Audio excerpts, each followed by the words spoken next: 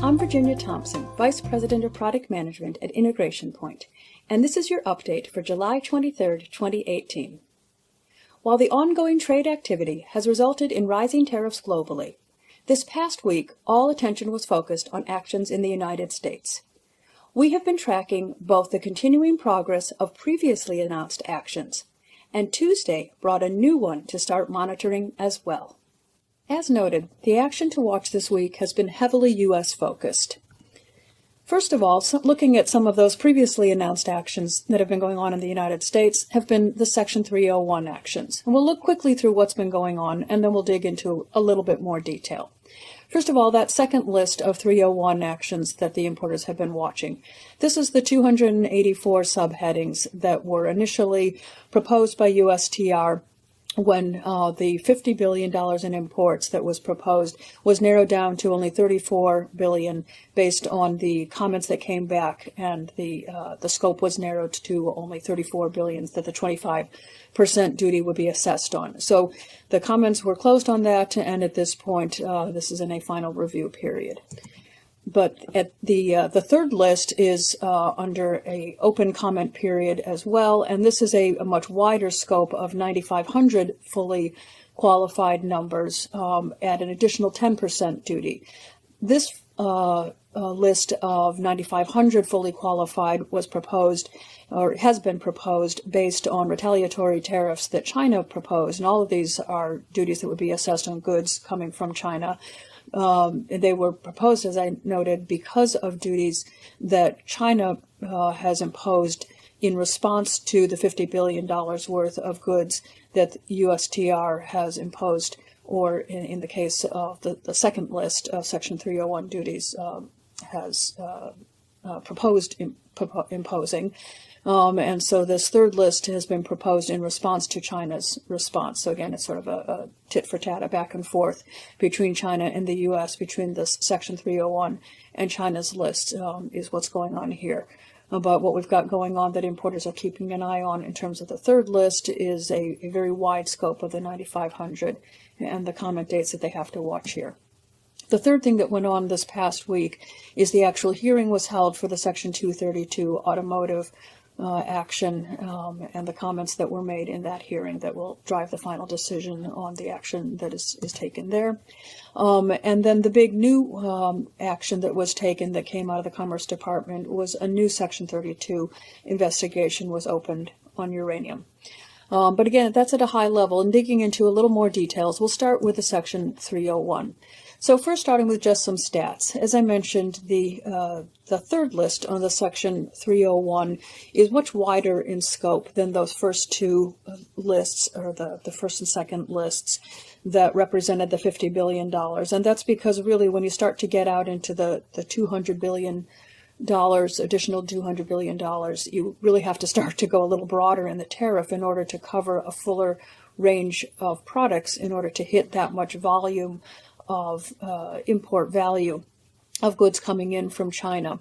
But if you do start to look at what this would impact if everything that is on the currently proposed second and third list were to go into force, it would end up impacting a total of 11,634 fully qualified numbers, which represents almost 55%, or 81 of 97 of the chapters. And so really, you almost have to start looking at what's not impacted. And as you can see there, it's not that many total chapters that would not be impacted. And so from an importer's point of view, this really does start to impact almost all of the importers, or a very high percentage of importers into the United States. So this is something that at this point, if you haven't sat up and started to pay attention to as a U.S. importer who's importing anything from China, you really probably have to start to at this point.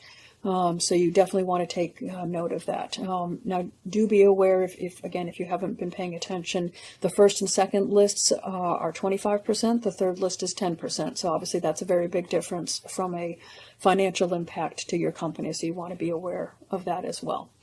But, what can you do about it? You also want to be very aware of what this means from a deadlines point of view, because here are some of the actionable dates that are coming, or in some cases are just about to pass on the Section 301 at the top there.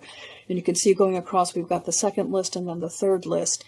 Today, July 21st, is actually the day that the written comments date closes. There, at this point, have been 405 comments submitted on the second list, so not nearly as many as we saw submitted on that initial first list on the proposed $50 billion worth. But that's not surprising because it's a smaller scope. But the public hearing for that will be held tomorrow.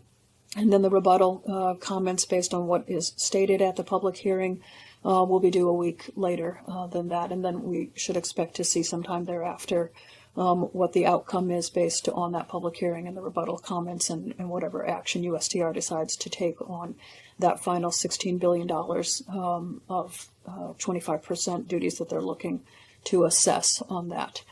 And then the third list, which again is the 9,500 roughly 10% duties that they are looking to assess, or $200 billion worth of import value.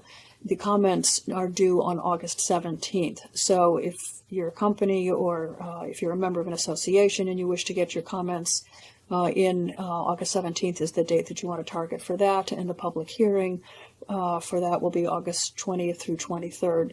As you can tell from that range of dates, they're looking for a lot of participation or expected inquiries for participation because they've got multiple days slated for that. This past week also on Section 232, the hearing was held on the automotive Section 232 investigation. That was held on July 19th. They had originally slated to have 2 days held for that hearing and only ended up having enough interest in people that wanted to testify at that hearing for 1 day, so it was narrowed down to a single day. There were people that testified on both sides, both in favor and against. Some of the more notable people that testified, basically the big three auto manufacturers in the United States, all spoke against putting in place these tariffs on the automotive parts and tariff numbers, and cars themselves, not just parts, but some other participants or people that were testifying, particularly those in favor of labor, like UAW, testified in favor. So there were people speaking on both sides of the issue. And so as we've seen with some of these past actions, both the Section 301 and the Section 232 at this point, we'll be waiting to see how Commerce ends up taking all of this feedback and coming out with a ruling as to whether or not they will be assessing any further duties or other actions based on all of this feedback. But the big new one this past week, as noted, was the new Section 232 investigation that has just been announced, which is on uranium imports. This particular investigation came because of a petition that was sent to the Commerce Department at the beginning of this year in January by two U.S. uranium mining companies, UR Energy and Energy Fuels, asking the Commerce Department to initiate a Section 232 investigation into imports of uranium ore and products.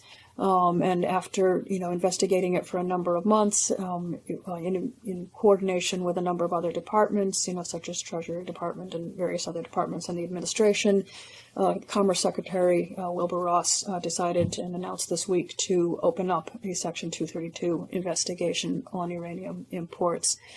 As you can see there, Kazakhstan is the largest producer of uranium, and Canada is the world's second largest producer.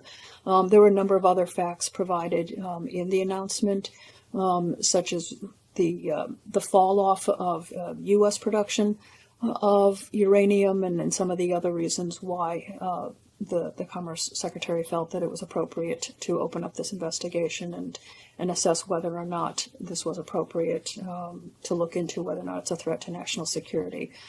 Because as a reminder, a Section 232 action is one that is taken when it's assessed that there is a threat to national security in the United States. So as with other Section 232 or Section 301 investigations, this is something that we'll be keeping an eye on and tracking to see whether or not further announcements are made. They undoubtedly will be, and comment periods will undoubtedly be opened, and further hearings probably held to see what further action may be taken in the way of additional duties or other actions that may impact the trade.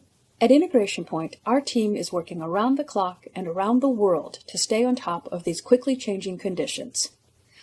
We monitor and update tariff schedules of over 205 countries and territories on a daily basis and incorporate our content data directly into our GTM platform to help our clients stay on top of their changing compliance needs. We will continue to monitor these ongoing regulation changes as they occur and update you through these videos. As always, thanks for listening.